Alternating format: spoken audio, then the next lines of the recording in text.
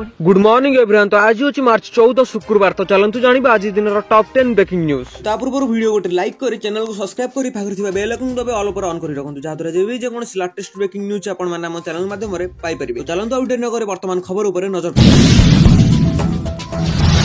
एथर plus two पर BD करि छात्र छात्री उच्च शिक्षा मंत्री बड़ घोषणा एणिकी युक्त 2 पर बीडी करि छात्र छात्री एने 8टी शिक्षक शिक्षानुष्ठान सहित निर्देश महाविद्यालय एमओयू स्वाक्षरित होइछि। सूचना दैछन्ति उच्च शिक्षा मंत्री सूरज सूर्यवंशी। आसीबो नुआ course ITEP integrated education programme. राज्य रे थिबा 16टी शिक्षानुष्ठान मध्य 8टी शिक्षानुष्ठान सहित निकटस्थ महाविद्यालय चुक्तिपत्र स्वाक्षरित होइछि जेउथिरे ग्रेजुएशन नुहे बरम एणिकी युक्त 2 पर हेबो बीडी पाठ पढ़ा। एथिपय आसीबो 4 वर्षर नुआ आईटीईपी कोर्स। आईटीईपी नारे नुआ कोर्स रहिबो। जातीय शिक्षा नीति लागू हेबा पई अनेक सृजनशील कार्यक्रम उच्च शिक्षा पक्षर निया जाउछि। आईटीईपी सेति मध्य अन्यतम। छात्र छात्री सुविधा पई 5 वर्ष बदल रे 4 वर्ष रे शिक्षण शिक्षक कोर्स शेष करिबा पई एभली निष्पत्ति निचंदी राज्य सरकार ओ उच्च शिक्षा विभाग मंत्री।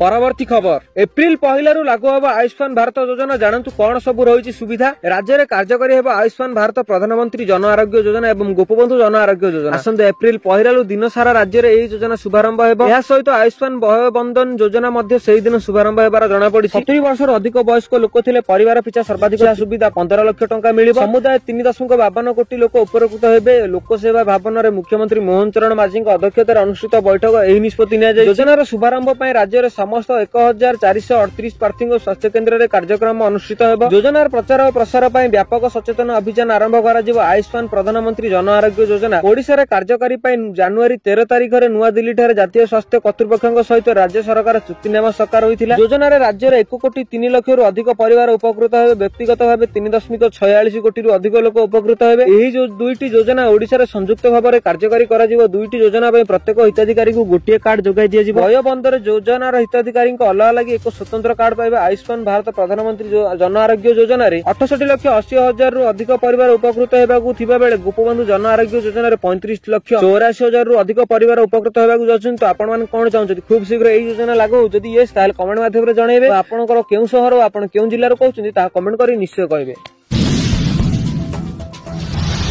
परवर्ती खबर वर्षारे भिजिबो होली खरारो मिलिबो त्राही। ताती कलाणी कलबल घरु बाहरिबा होई गलाणी मुश्किल। तेबे एहारी भितर आसीछि एक आश्वस्तिकर खबर। टह ठह खरारु ताही देबो वर्षा। तेबे वर्षा को नै आसीछि बड़ खबर। होली रे प्रबल वर्षा हेबा नै पूर्वानुमान करिछि पाणीपाग विभाग केन्द्र। आ दिनक पर सारा देश रे होली पालन हेबाकु थिबा बेले पाग मध्ये अनुकूल हेबो बोली आकलन करा जाय। विशेष करी दिल्ली एनआरसीसी पाग द्रुत गति रे परिवर्तन हेउछि। गरम एते प्रबल जे दिल्ली रे मार्च मास रे ही मे मास रे गरम अनुभूत हेउछि। तथापि पाणीपाग विभाग अनुसार आगामी 48 घंटा मध्ये दिल्ली रे वर्षा हेबार संभावना रही। गुरुवार सर्वाधिक तापमात्रा 34 डिग्री एवं सर्वनिम्न तापमात्रा 17 डिग्री सेल्सियस रही संभावना मिली। सेहीपरि होली रे वर्षा ने पाणीपाग विभाग सतर्क सूचना करिछि। आगामी 3 रु 4 दिन मध्य दिल्ली रे सर्वाधिक एवं सर्वनिम्न तापमात्रा 1 रु 3 डिग्री सेल्सियस ह्रास पाइबार संभावना अछि। सेहीपरि 3 रु 16 मार्च मध्य जम्मू काश्मीर लादाख एवं हिमाचल प्रदेश रे हालुकर मध्यम धरणर वर्षा हेबार तुषारपात सहित झड़ वर्षा एवं वज्रपात हेबार संभावना रही। मार्च 13 और 16 मध्य पंजाब हरियाणा एवं चंडीगढ़ एवं पश्चिम उत्तर प्रदेश एवं मार्च 14 तारिख एवं 15 तारिख मध्य राजस्थान में झड़ वर्षा हेबार संभावना रही। एही प्रणाली प्रभाव में मार्च 13 एवं 15 तारिख अरुणाचल प्रदेश में प्रबल झड़ वर्षा सहित हालुकारू मध्यम वर्षा हेबार संभावना रही। पाणीपाग विभाग अनुसार 13 तारिख अर्थात काली आसाम एवं मेघालय प्रबल वर्षा होइतिला। एहा सहित मार्च 13 पश्चिम रे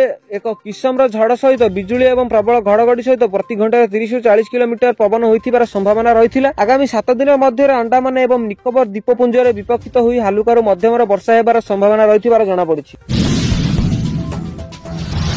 परवर्ती खबर खूब शीघ्र राशन कार्ड रे मिलिबो गहम सूचना देले मंत्री। आगामी दिन राज्य रे लोकंकु पूर्व भली राशन कार्ड रे मध्ये गहम जुगाई दिया जिवो। ए नै खाद्य और जुगाण खाउटी कल्याण मंत्री कृष्णचंद्र पात्र विधानसभा रे एक प्रश्न लिखित उत्तर प्रदान करिसेंती। पट्टांगीर कांग्रेस विधायक रामचंद्र कानाडा जानिबाकु चाहुथिले जे पूर्व सरकारक समय रे गरीब खटिखिया और रोगग्रस्त माननकु राशन कार्ड माध्यम रे गहम बंटन करिथिले। वर्तमान रे सरकार पूर्ण राशन कार्ड माध्यम रे गहम जोगाण पय व्यवस्था करिबे कि? यदि हां तेबे एही गहम बंटन राशन कार्ड माध्यम रे केबे बंटन हेबो बोली कहिथिले से प्रश्न କରିଥିଲେ। ଏହାର ଉତ୍ତରରେ ମନ୍ତ୍ରୀ ସୂଚନା ପ୍ରଦାନ କରିଥିଲେ ଯେ କେନ୍ଦ୍ର ସରକାର 2024 ଅକ୍ଟୋବର ମାସରୁ ଖାଉଟି ମାନଙ୍କୁ ଉଭୟ ଚାଉଳ ଓ ଗହମ ଯୋଗାଇ ଦେବା ପାଇଁ ଆବଣ୍ଟନ ପତ୍ର ଜାରି କରିଥିଲେ। ଭାରତୀୟ ଖାଦ୍ୟ ନିଗମରୁ ଗହମ ଉଠାଣ କରିବା ପାଇଁ ଆବଶ୍ୟକୀୟ ପରିବହନ ସଂସ୍ଥା ସ୍ୱୀକୃତି ହୋଇ ନଥିବାରୁ କେନ୍ଦ୍ର ସରକାରଙ୍କୁ ଅବଗତ କରାଇ ଗହମ ବଣ୍ଟନ ପ୍ରକ୍ରିୟାକୁ ସ୍ଥଗିତ ରଖାଥିବାରୁ 100% ଲୋକଙ୍କୁ ଚାଉଳ ବଣ୍ଟନ କରାଯାଉଛି। ଇତିମଧ୍ୟରେ କେନ୍ଦ୍ର ସରକାର 2025 ମାର୍ଚ୍ଚ ମାସରୁ ଖାଉଟି ମାନଙ୍କୁ ସମ୍ପୂର୍ଣ୍ଣ ଚାଉଳ ଯୋଗାଇ ଦେବା ପାଇଁ ଆବଣ୍ଟନ ପତ୍ର ଜାରି କରିଛନ୍ତି। ରାଜ୍ୟ ସରକାର ଗହମ ଉଠାଣ ପାଇଁ ସମସ୍ତ ଜିଲ୍ଲାରେ ପରିବହନ ବ୍ୟବସ୍ଥା ସ୍ଥିରୀକୃତ ହେବା ପରେ ଏନେଇ କେନ୍ଦ୍ର ସରକାରଙ୍କୁ ଅବଗତ କରାଇଥିବାର ଜଣାପଡ଼ିଛି। କେନ୍ଦ୍ର ସରକାରଙ୍କ ଠାରୁ ପ୍ରାପ୍ତ ପରିବର୍ତ୍ତନ ଆବଣ୍ଟନ ପତ୍ର ଆଧାରରେ ହିତାଧିକାରୀଙ୍କୁ ଖାଦ୍ୟ ସ୍ୱାସ୍ଥ୍ୟ ବଣ୍ଟନ କରାଯିବ ବୋଲି ମନ୍ତ୍ରୀ ସୂଚନା ଦେଇଥିବାର ଜଣାପଡ଼ିଛି। ଆପଣମାନେ କଣ ଚାହୁଁଛନ୍ତି? ଖୁବ୍ ଶୀଘ୍ର ରାସନ କାର୍ଡରେ ଗହମ ଓ ଚାଉଳ ମିଳୁ? ଯଦି ୟେସ୍ ତାହେଲେ କମେଣ୍ଟ ମାଧ୍ୟମରେ ନିଶ୍ଚୟ କହିବେ। ପରବର୍ତ୍ତୀ ଖବର, ବଢି ଚାଲିଛି ସୁନା ଦର। ଏବେ ଚାଲିଛି ବିବାହ ଋତୁ କିନ୍ତୁ ସୁନା କିଣିବାକୁ ବାଧୁଛି। ବଢି ଚାଲିଥିବା ସୁନା ଦର ପାଇଁ ବିବାହ ଋତୁ ମାନ୍ଦା ପଡିଛି। ଆସନ୍ତୁ ଜାଣିବା ଆଜିର ସୁନା ଦର କେତେ ରହିଛି। 24 କ୍ୟାରେଟ ସୁନାର ମୂଲ୍ୟ 27,000 ଟଙ୍କା ଟପିଥିବା ବେଳେ 80,000 ଟପିଛି 22 କ୍ୟାରେଟ ସୁନାର ଦର। ଖୁବ୍ ଶୀଘ୍ର 90,000 ଟପିବାର ଆଶଙ୍କା ରହିଥିବାର ଜଣାପଡିଛି। ଟ୍ରମ୍ପିକ୍ସ ଟିକସ ବୃଦ୍ଧି ପରେ ଆନ୍ତର୍ଜାତିକ ବଜାରରେ ସୁନାର ଦର ବଢୁଛି। 90,000 ଆଡକୁ ଗତି କରୁଛି ସୁନା ଦର। 24 କ୍ୟାରେଟ ସୁନା 10 ଗ୍ରାମକୁ 27,000 ଟଙ୍କା ପାର କରିଛି। ଆଗକୁ 90,000 ଟଙ୍କା ଅତିକ୍ରମ କରିବା ନେଇ ଆଶଙ୍କା କରାଯାଉଛି। ସୁନା କିଣିବାକୁ ଗଲେ ଡର ମଧ୍ୟ ଲାଗିଲାଣି। ମଧ୍ୟବିତ୍ତଙ୍କ ପାଇଁ କଷ୍ଟ ହେଉଛି ସୁନା କିଣିବା। ଅଧିକ ଇଚ୍ଛା ଥିଲେ ବି ବାଧ୍ୟ ହୋଇ ଦରକାର ଠାରୁ କମ୍ ସୁନା କିଣିଥିବା ଗ୍ରାହକଙ୍କୁ କହିଛନ୍ତି। ସୁନା ହେଉଛି ମହିଳାଙ୍କ ପ୍ରମୁଖ ଅଳଙ୍କାର। ବାହାଘର ହେଉ ବା ବ୍ରତଘର ସବୁଥିରେ ସୁନା ଆବଶ୍ୟକ, କିନ୍ତୁ ଅତ୍ୟଧିକ ଦର ଯୋଗୁଁ ସୁନା କିଣିବା ମୁସ୍କିଲ ହୋଇପଡିଛି। ନୂଆଦିଲ୍ଲୀରେ 10 ଗ୍ରାମ 24 କ୍ୟାରେଟ ସୁନାର ଦର 88,500 ଟଙ୍କା ପହଞ୍ଚିଲାଣି। ଭୁବନେଶ୍ୱରରେ 27,930 ଟଙ୍କା ଅଛି। ସେହିପରି 22 କ୍ୟାରେଟ ସୁନା 10 ଗ୍ରାମକୁ 80,600 ଟଙ୍କା ହୋଇଗଲାଣି। ଆଗକୁ ସୁନା ଆହୁରି ବଢିବାର ଆଶଙ୍କା ରହିଥିବାର ଜଣାପଡିଛି। ଆପଣଙ୍କ ସହରରେ ସୁନା ରୂପାର ଦର କେତେ ରହିଛି ତାହା କମେଣ୍ଟ କରି ନିଶ୍ଚୟ କହିବେ ଓ ଆପଣଙ୍କ କେଉଁ ସହର ତାହା କମେଣ୍ଟରେ ନିଶ୍ଚୟ ଜଣାଇବେ। ପରବର୍ତ୍ତୀ ଖବର, ଅସ୍ଥାୟୀ କର୍ମଚାରୀଙ୍କୁ ଦରମା ପ୍ରାୟ 25% ବୃଦ୍ଧି। ସରକାରଙ୍କ ପକ୍ଷରୁ ବୁଧବାର ଅସ୍ଥାୟୀ କର୍ମଚାରୀଙ୍କ ଭବିଷ୍ୟତକୁ ଦୃଷ୍ଟିରେ ରଖି ସେମାନଙ୍କ ପାରିଶ୍ରମିକ ବୃଦ୍ଧି କରାଯାଇଛି। ଏହି ସଂକ୍ରାନ୍ତି ଅର୍ଥାତ୍ ଆଜି ବିଭାଗ ପକ୍ଷରୁ ଏକ ସମ୍ପର୍କ ଜାରି କରାଯାଇଥିଲା ଯେ ଏଥିରେ ବିଭାଗ ଅର୍ଥ ମୁଖ୍ୟ ପ୍ରସନ୍ନ ସଚିବ ଶାଶ୍ୱତୀ ମିଶ୍ର ଦର୍ଶାଇଛନ୍ତି ଯେ ଅର୍ଥ ବିଭାଗ 2012 ସଂକଳ୍ପରେ ସଂଶୋଧନ 2018ରେ ହୋଇଥିଲା। ସେତେବେଳକୁ ଓଆରଏସପି ନିୟମ 2017ରେ ଲାଗୁ ହୋଇସାରିଥିଲା। ମାତ୍ର ଅସ୍ଥାୟୀ କର୍ମଚାରୀଙ୍କ ପକ୍ଷରୁ ଦରମା ବୃଦ୍ଧି ପାଇଁ ହୋଇଆସୁଥିବା ଦାବିକୁ ସରକାର ଯତ୍ନର ସହ ବିଚାର କରି ସେମାନଙ୍କ ମାସିକ ପାରିଶ୍ରମିକ ମୂଳ ଦରମା ପ୍ରାୟ 25% ବୃଦ୍ଧି କରିଛନ୍ତି। ସରକାରଙ୍କ ନିଷ୍ପତ୍ତି ଅନୁଯାୟୀ ଅସ୍ଥାୟୀ କର୍ମଚାରୀ ତାଙ୍କ ପ୍ରଥମ ବର୍ଷରେ ମାସକୁ 8,070 ଟଙ୍କା ପାରିଶ୍ରମିକ ପାଉଥିଲେ। ଏବେ ସେମାନେ 10,090 ଟଙ୍କା ମାସିକ ପାଇବେ। ଦ୍ୱିତୀୟ ବର୍ଷରେ କର୍ମଚାରୀଙ୍କ ପାରିଶ୍ରମିକ 8,468 ଟଙ୍କାରୁ 10,600 ଟଙ୍କା କରାଯାଇଛି। ସେହିପରି ତୃତୀୟ ବର୍ଷ ଲାଗି 11,140 ଟଙ୍କାରୁ, ଚତୁର୍ଥ ବର୍ଷ ପାଇଁ 11,700, ପଞ୍ଚମ ବର୍ଷ ନିମନ୍ତେ 12,290 ଓ ଷଷ୍ଠ ବର୍ଷ ଲାଗି 12,910, ସପ୍ତମ ବର୍ଷ ପାଇଁ 13,560 ଓ ଅଷ୍ଟମ ବର୍ଷ ପାଇଁ 14,250 ଏବଂ ନବମ ବର୍ଷ ଲାଗି 14,960 ଓ ଦଶମ ବର୍ଷ ପାଇଁ ଚାକିରିଆ ପାଇଁ 15,710 ଟଙ୍କା ଧାର୍ଯ୍ୟ କରାଯାଇଥିଲା। ଏହି କ୍ରମରେ 11 ବର୍ଷ ଲାଗି 16,500 ଟଙ୍କା, 12 ବର୍ଷ ପାଇଁ 17,330 ଟଙ୍କା, 13 ବର୍ଷ ଲାଗି 1,800 2,020 ଟଙ୍କା ଏବଂ ବର୍ଷେ ନିମନ୍ତେ 19,110 ଟଙ୍କା ଓ 15 ବର୍ଷ ଲାଗି 20,070 ଟଙ୍କା ଓ 16 ବର୍ଷ ପାଇଁ 2,090 ଟଙ୍କା ଓ 17 ବର୍ଷ ପାଇଁ 22,150 ଟଙ୍କା ଏବଂ 18 ବର୍ଷ ନିମିତ୍ତ 23,260 ଟଙ୍କା, 19 ବର୍ଷ ପାଇଁ 24,430 ଲାଗି, ବର୍ଷେ ଲାଗି 25 ବର୍ଷ ପାଇଁ 25,650 ଟଙ୍କା, 21 ବର୍ଷ ନିମନ୍ତେ 26,940 ଟଙ୍କା, 22 ବର୍ଷ ଲାଗି 28,290 ଟଙ୍କା ଏବଂ 23 ବର୍ଷ ଚାକିରିଆ ନିମନ୍ତେ 29,710 ଟଙ୍କାର ପାରିଶ୍ରମିକ ସ୍ଥିର କରିଥିବାର ଜଣାପଡ଼ିଛି। ପରବର୍ତ୍ତୀ ଖବର, କମୁଛି ହୀରାକୁଦ ଜଳ ଭଣ୍ଡାରକୁ ଜଳ ପ୍ରବେଶ ମାତ୍ରା। ମରୁଭୂମି ପାଲଟି ଗଲାଣି ମହାନଦୀ। ଲଗାତାର କମୁଛି ହୀରାକୁଦ ଜଳ ଭଣ୍ଡାର ଜଳ ପ୍ରବେଶ ମାତ୍ରା। ଛତିଶଗଡ଼ର ମନମୁଖୀ କାର୍ଯ୍ୟ ପାଇଁ ମରୁଭୂମି ପାଲଟି ଗଲାଣି ଓଡ଼ିଶାର ଜୀବନରେଖା ମହାନଦୀ। ହୀରାକୁଦ ଜଳ ଭଣ୍ଡାର ମାତ୍ର 686 ଘନଫୁଟ ଜଳ ପ୍ରବେଶ କରୁଛି। ବର୍ତ୍ତମାନ ହୀରାକୁଦ ପାଇଁ 10,000 ଫୁଟର ଘନଫୁଟର ଜଳ ଆବଶ୍ୟକ ଥିବାବେଳେ ମାତ୍ର 500ରୁ 600 ଘନଫୁଟର ପାଣି ଆସୁଥିବାର ଚିନ୍ତାରେ ନଈ କୁଳିଆ। ସେପଟେ ବର୍ତ୍ତମାନ ଚାଷୀ କାମ ପାଇଁ 4,500 ଘନଫୁଟ, ବିଦ୍ୟୁତ ଉତ୍ପାଦନ ପାଇଁ 5,000 ଘନଫୁଟ ଜଳ ଆବଶ୍ୟକ ରହିଛି। ହେଲେ ଛତିଶଗଡ଼ କାହିଁକି ପାଣି ଛାଡୁନି ବୋଲି ସବୁଠାରୁ ଚର୍ଚ୍ଚା ହେଉଛି। ମହାନଦୀ ଟ୍ରିବ୍ୟୁନାଲର ନିର୍ଦ୍ଦେଶ ପରେ ମଧ୍ୟ ପାଣି ଛାଡୁନି ଛତିଶଗଡ଼। କିନ୍ତୁ କାହିଁକି ଚୁପ୍ ରହିଛନ୍ତି ରାଜ୍ୟ ସରକାର, ତାକୁ ନେଇ ପ୍ରଶ୍ନ ଉଠିଥିବାର ଜଣାପଡ଼ିଛି।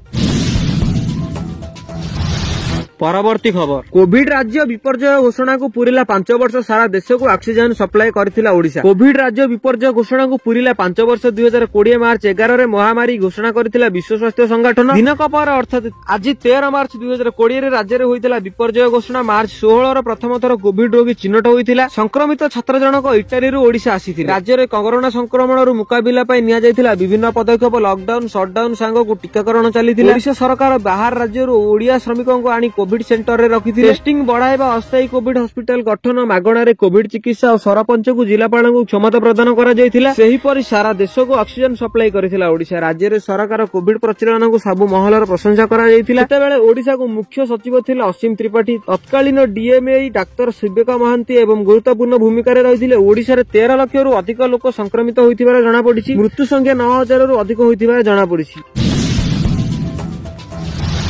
ପରବର୍ତ୍ତୀ ଖବର, ଫାସ୍ଟ୍ୟାଗ ନୁହେଁ ଏଣିକି ୟୁପିଆଇ ରେ କଟିବ ଟୋଲ। ଯଦି ଆପଣଙ୍କ ଫାସ୍ଟ୍ୟାଗ ନାହିଁ କିମ୍ବା ଆପଣ ଫାସ୍ଟ୍ୟାଗ ବ୍ଲାକଲିଷ୍ଟ ହୋଇଯାଇଛନ୍ତି ତେବେ ଆପଣଙ୍କୁ ଟୋଲ ପ୍ଲାଜାରେ ଦ୍ୱିଗୁଣ ଜରିମାନା ଦେବାକୁ ପଡିବ ନାହିଁ। ଭାରତୀୟ ଜାତୀୟ ରାଜପଥ ପ୍ରାଧିକରଣ ଏକ ନୂତନ ସୁବିଧା ଆରମ୍ଭ କରିଛି। ଏଣିକି ୟୁପିଆଇ ମାଧ୍ୟମରେ ଟୋଲ ଟ୍ୟାକ୍ସ ଭରିପାରିବେ। ଏହି ସୁବିଧା ପରୀକ୍ଷଣ ହରିୟାଣା ଖେରିକ ଧୌଲ ଟୋଲ ପ୍ଲାଜାରେ ଆରମ୍ଭ ହୋଇଥିଲା ଏବଂ ଖୁବ୍ ଶୀଘ୍ର ଏହାକୁ ଦେଶର ସମସ୍ତ ଟୋଲ ପ୍ଲାଜାରେ କାର୍ଯ୍ୟକାରୀ କରାଯିବ। ନଗଦ କାରବାର ସବୁବେଳେ ଏନଏଚଏ ପାଇଁ ଏକ ସମସ୍ୟା ହୋଇ ଆସିଛି। ନଗଦ କାରବାର, କଳା ଟଙ୍କାର କାରବାର ଏବଂ ଲୋକଙ୍କୁ ଜରିମାନା ଆଦାୟ କରିବା, ସ୍ୱଚ୍ଛତା ରଖିବା ପାଇଁ ସଫ୍ଟୱେର ବ୍ୟବହାର କରିଥିଲେ। ଏହାକୁ ଏଡାଇବା ପାଇଁ ଏନଏଚଏଆଇ ୟୁପିଆଇ ପେମେଣ୍ଟ ସିଷ୍ଟମ କାର୍ଯ୍ୟକାରୀ କରିବାକୁ ନିଷ୍ପତ୍ତି ନେଇଛି। ୟୁପିଆଇ ମାଧ୍ୟମରେ ପେମେଣ୍ଟ କରିବା ଦ୍ୱାରା ନଗଦ କାରବାର ହେଉଥିବା ଅସୁବିଧାରୁ ଏଡାଇ ପାରିବେ। ଟୋଲ ଟିକସ ପରିମାଣ, ଗାଡିର ପ୍ରକାର, ଟୋଲ ପ୍ଲାଜା ଏବଂ ଟୋଲ ପରିମାଣ ଉପରେ ନିର୍ଭର କରି ଭିନ୍ନ ହେବ। ପେମେଣ୍ଟ କରିବା ସମୟରେ ସିଷ୍ଟମ ଗାଡିର ବିବରଣୀ ଏବଂ ଟୋଲ ପରିମାଣକୁ କ୍ୟାପସନ କରିବ। ଏହା ପରେ ରାଶି ସିଧାସଳଖ ଏନଏଚଏଆଇ ଆକାଉଣ୍ଟକୁ ଟ୍ରାନ୍ସଫର ହେବାର କୁହାଯାଇଛି। ତ ବାସ୍ ଏହା ଥିଲା ଆଜିର ଟପ୍ 10 ବ୍ରେକିଂ ନ୍ୟୁଜ। ଯଦି ଆପଣମାନଙ୍କୁ ଆମ ଭିଡିଓଟି ଭଲ ଲାଗିଛି ତାହେଲେ ଭିଡିଓଟିକୁ ଲାଇକ୍ କରିବା ସହିତ ଭିଡିଓଟିକୁ ସାଙ୍ଗମାନଙ୍କ ସହିତ ବହୁ ମାତ୍ରାରେ ସେୟାର କରନ୍ତୁ। ଆଉ ଆପଣ ଯଦି ଆମ ଚ୍ୟାନେଲ ପାଇଁ ନୂଆ ଅଛନ୍ତି ତାହେଲେ ଚ୍ୟାନେଲକୁ ଏବେ ହିଁ ସବସ୍କ୍ରାଇବ କରି ପାଖରେ ଥିବା ବେଲ୍ ଆଇକନକୁ ଦବାଇ ଅଲ୍ ଅଫର ଅନ୍ କରି ରଖନ୍ତୁ, ଯାହାଦ୍ୱାରା ଯେବେ ବି ଯେକୌଣସି ଲାଟେଷ୍ଟ ବ୍ରେକିଂ ନ୍ୟୁଜ ଆପଣମାନେ ଆମ ଚ୍ୟାନେଲ ମାଧ୍ୟମରେ ସର୍ବପ୍ରଥମେ ପାଇପାରିବେ। Bureau report,